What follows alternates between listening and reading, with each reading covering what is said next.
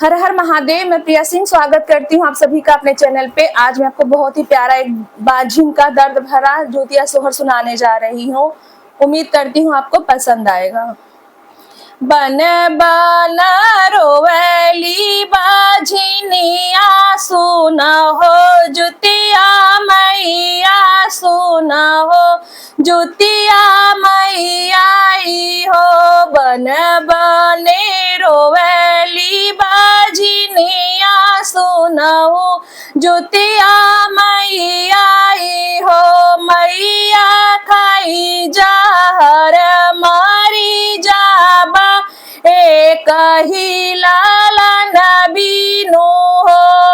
मैया खाई जहर मारी जाबा एक ही लालन बीनो हो। मैया कवना कसूर हमसे भइले कोखिया मोर सुन भइले हो। मैया कवना कसूर हमसे भइले कोखिया मोरा सुन भइले हो।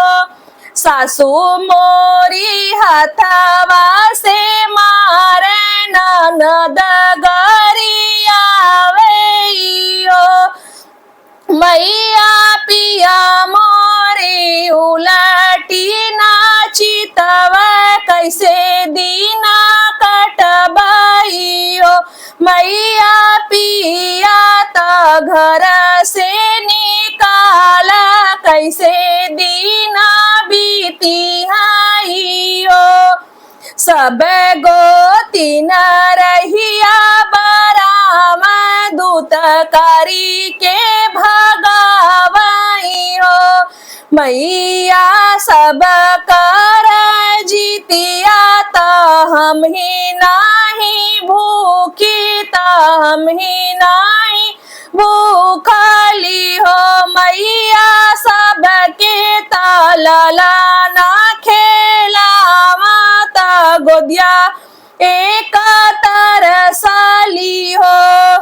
चुप रहा बेटी चुप रहा अब जीना रोवा नयन आंसू पोछा नयन आंसू पोछाऊ हो। बेटी तुही के हम देबा लालनवा जुतिया तू भूखू हो। सासू तो हरी बेटी कही बोलई है ननद मुख चुमी है ननद मुख चुमी हाई हो। बेटी पिया तोहरे हसी बाती आई है ता तोहर अपनाई हाई हो। बेटी पिया तोहरे हसी के बाती आई है ता तो के अपनाई हाई हो।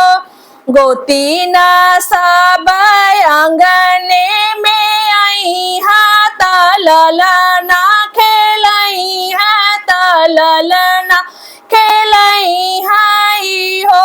बेटी आंगने में मंगल गई है ता सोहर सुनई हाई हो। बेटी आंगने में मंगल गई है ता सोहर सुनई आई हो।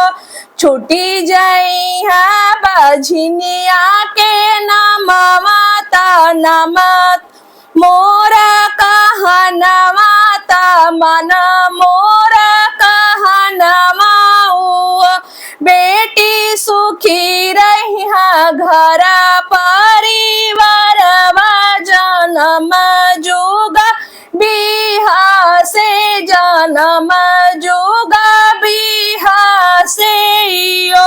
बेटी है देबा तो के वरदानवा जन्म जुग पूजी है जन्म जुग पूजी हाई हो। बन बने रोवली बा सुनहु जुतिया मैया मैया खाई जहर मारी जाबाए कही लालन बिना हो। धन्यवाद।